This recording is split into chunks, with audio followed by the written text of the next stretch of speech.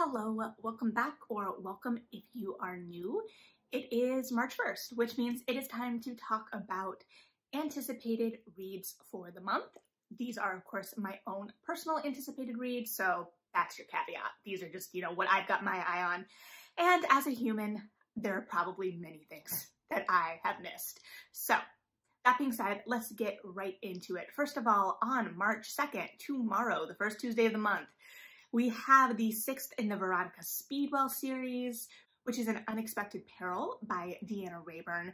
This follows Veronica Speedwell, a renowned lepidopterist. She studies butterflies. She is known for studying butterflies. She's gone across the world. She often gets specimens for people. And way back when, in book 1, she hooked up with a natural historian and they started solving mysteries.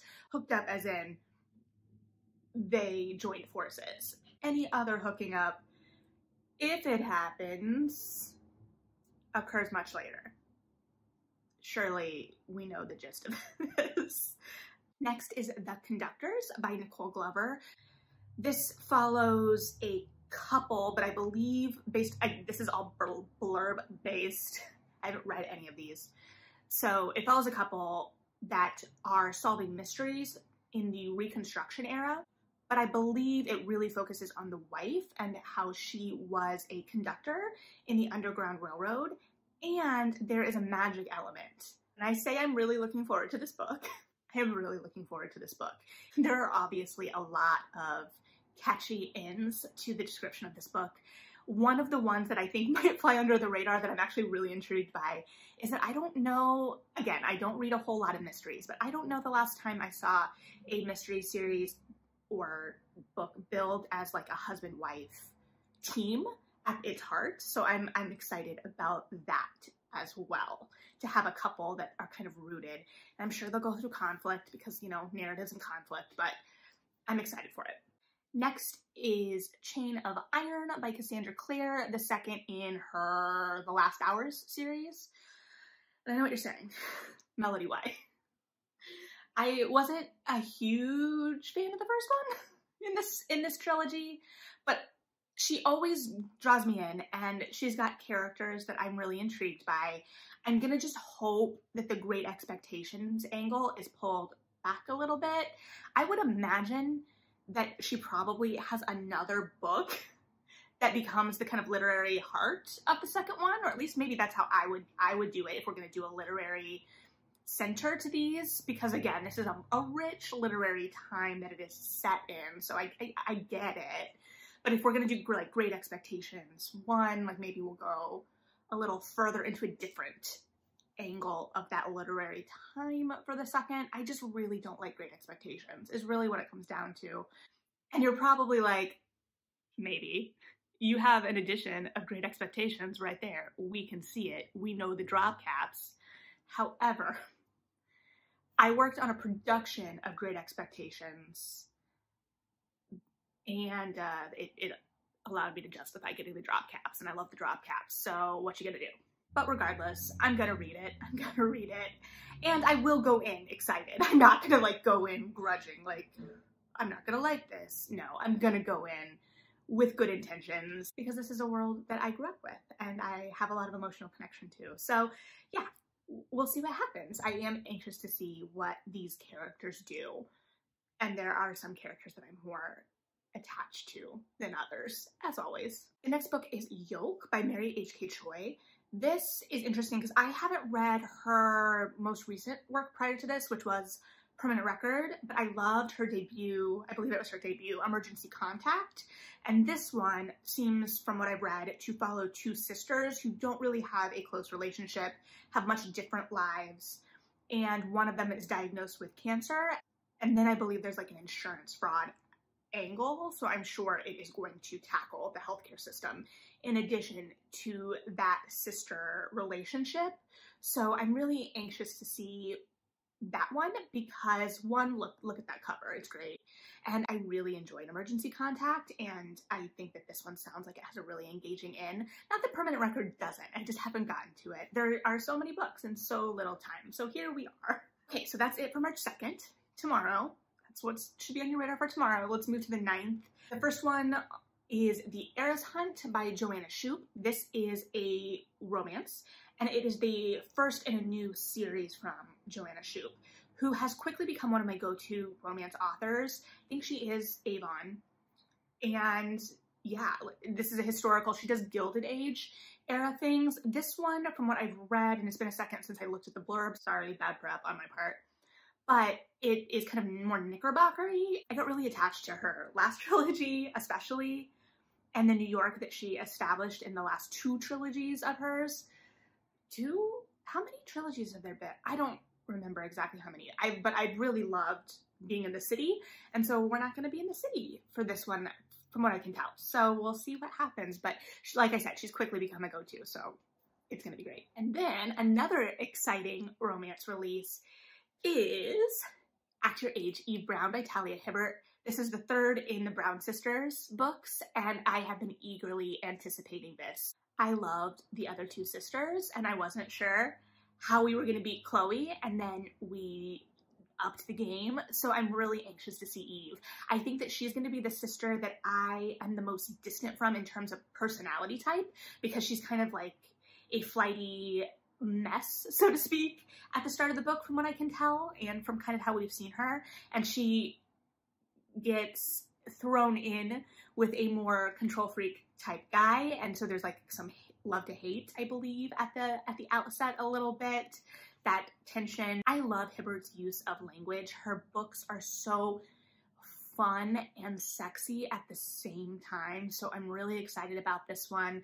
I am sure it's going to be a delight. Next is Ravage the Dark by Tara Sim. This is the sequel to Scavenge the Stars, and this is her kind of take on the Count of Monte Cristo, and the way the first one ended, I think it's going to deviate a little bit in terms of, it was never a beat-by-beat retelling by any means, but I'm very anxious to see where the narrative takes us, because we are moving, and the leads in this are really fun to see put against each other. And one of my regrets in the first book was that we didn't get to see them interact as much as I wanted, and that was purely a selfish desire. That wasn't a drawback of the book. They were both doing very different things. It was just always such a delight when we got to see them together, and how their wants as characters butted up against each other. Like their goals were at odds, and it was just such a fun play to see, and I'm really anxious to see, because things have changed, right? The stasis at the end is not the stasis at the beginning. So I'm interested to see where this takes us, and also if there are any parallels that I can still find for Count of Monte Cristo. We will see. And then on to March 16th, the first one has a huge caveat. It is Namesake by Adrienne Young. The caveat here is that I have not yet read Fable. I have been meaning to, and I've heard nothing but great things, and I just haven't gotten to it yet. So this actually, I feel like, came out very quickly on top of Fable. I think Fable just came out last fall. So hopefully, let me check to make sure I have this release date right. Okay, I'm still showing it coming out March 16th, so blame the internet if that is wrong. But yeah, I think that I will read these 2 together, obviously, since they will both be out, and I'm looking forward to it. I've heard really good things, so I just wanted to throw that in there. I don't really remember anything about the blurb or the world, but I'm gonna read it. Okay, next is another romance. It is The Dating Plan by Sarah Desai. I know that a lot of people already have this because it was a book of the month pick, and I know this because my mom picked it. So did one of my best friends, Olivia. But my mom's not a romance reader, as I've mentioned before, and I've been trying to get her into some romances, so I was excited because this was something already on my radar, and she picked it. So eventually we'll get to talk about it. Yeah. This, based on the blurb, has some tropes I'm really excited about. It has fake dating. It has potential marriage of convenience, depending on how the fake dating goes, I guess. It has second chance love. Second chance at love. I don't know how we go there, I guess. It is also part of a series, the Marriage Game, I think, is the first one, and I haven't read that one yet, although that one is also on my list.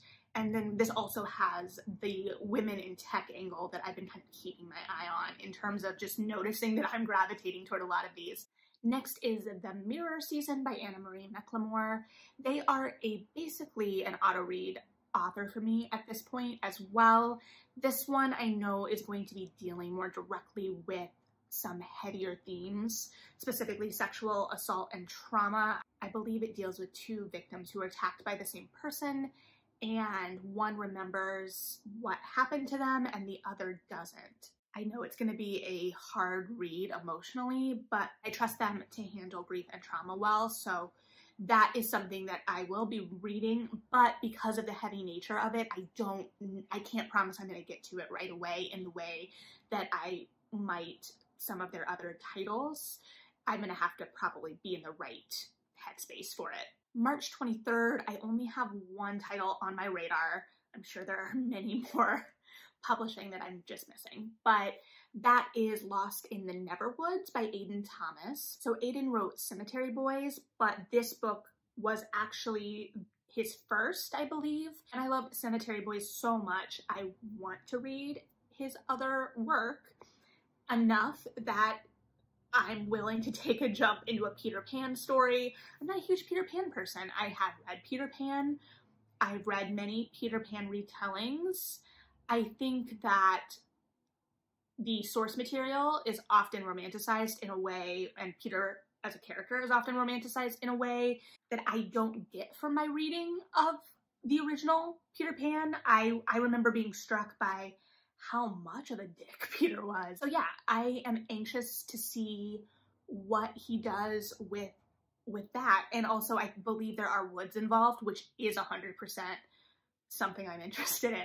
I love things that take place in the woods, so what you gonna do? Okay, and then March 30th, we have two books on very different sides of the spectrum. The first being Rule of Wolves by Leigh Bardugo. This is the second in the Nikolai duology, coming out right before the Netflix show drops, which I do appreciate, so I can do all of my rereads in one swoop and still be fresh for the show in a month.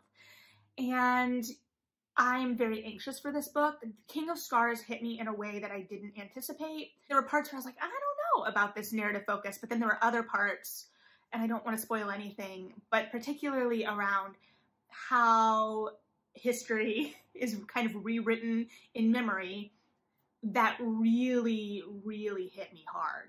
So I'm anxious to see how this ends up, especially because it's such a beloved character. And I think any of my reservations from the plot initially just kind of stemmed from him being such a beloved character. So all of my kind of reservations about anything plot related were just kind of me bringing my own emotional baggage to the table more than anything else. And then the last book is Liberty by Caitlin Greenidge.